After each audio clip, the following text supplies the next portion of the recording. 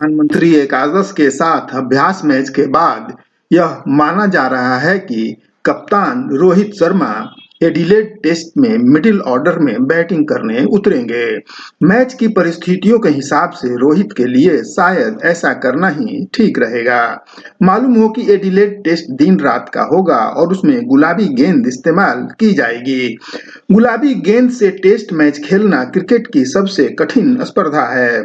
वह इसलिए क्योंकि गुलाबी गेंद लाल गेंद की तुलना में बहुत तेजी से विकेट की तरफ आती है, जिससे बल्लेबाज के पास रिएक्शन टाइम बहुत कम होता है।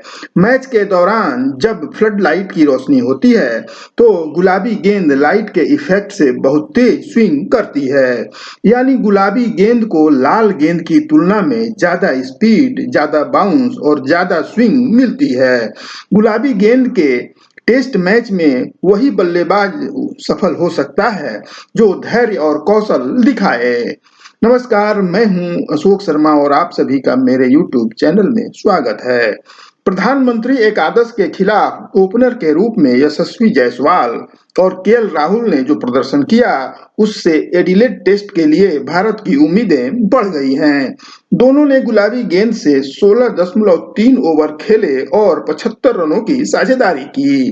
गेंद शुरू में स्विंग हो रही थी और तेज आ रही थी। ऑस्ट्रेलियाई टीम के पूर्व तेज गेंदबाज स्कॉट बोलैंड काफी खतरनाक गेंदबाजी कर रहे थे और इस मैच के बाद संभावना है कि उन्हें ऑस्ट्रेलियाई टेस्ट टीम में शामिल कर लिया जाए।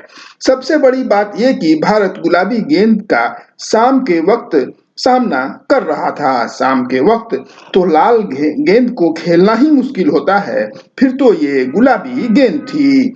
लेकिन इन सब के बावजूद यशस्वी और राहुल ने संभल कर खेला और 16.3 ओवर तक विकेट को गिरने नहीं दिया। एडिलेड टेस्ट के लिए सलामी जोड़ी का इससे अच्छा अभ्यास और नहीं हो सकता था, खास करके तब जब भारतीय टीम का बैटिंग ऑर्डर पिछले कुछ समय से काफी परेशान चल रहा है। इसमें केएल राहुल ने कमांड के साथ खेल दिखाया। उनके काबिले तारीफ बल्लेबाजी से ये तय हो गया कि वे ओपनर के रूप में एक गंभीर दावेदार हैं। वे बाहर जाती हुई गेंदों को बड़ी कुशलता के साथ छोड़ रहे थे और गेंद को योग्यता के हिसाब से खेल रहे थे।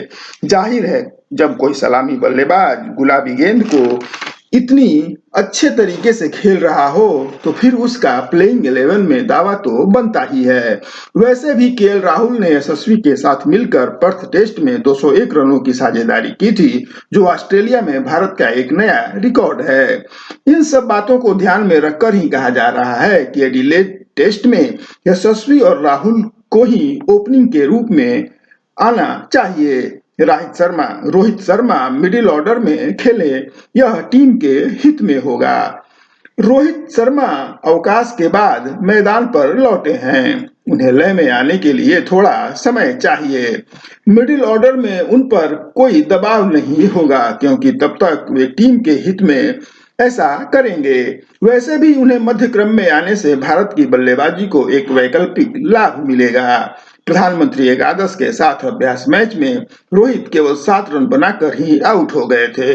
वे काफी सतर्क होकर खेल रहे थे, लेकिन ऑफ स्टंप के बाहर जाती गेंद पर ड्राइव लगाने की लालच से वे खुद को रोक नहीं सके और कैच थमाकर पवेलियन लौट गए।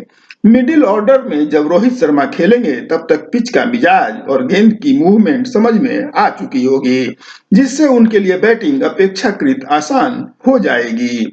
वैसे भी मिडिल ऑर्डर में एक दक्ष बल्लेबाज के होने से भारतीय बैटिंग लाइनअप मजबूत हो जाएगी। यह प्रयोग अस्थायी होगा और शायद कुछ मैचों के लिए ही होगा। वैसे सभी को मालूम है कि रोहित शर्मा एक विध्वंसक और सक्षम सलामी बल्लेबाज हैं। उनका टेस्ट करियर ओपनर बनने के बाद ही चमका है। टेस्ट ओपनर के रूप में रोहित ने 9 शतक लगाए हैं, जबकि मिडिल ऑर्डर या बिना ओपनिंग किए वाले स्थान पर उन्होंने कुल 3 शतक लगाए हैं।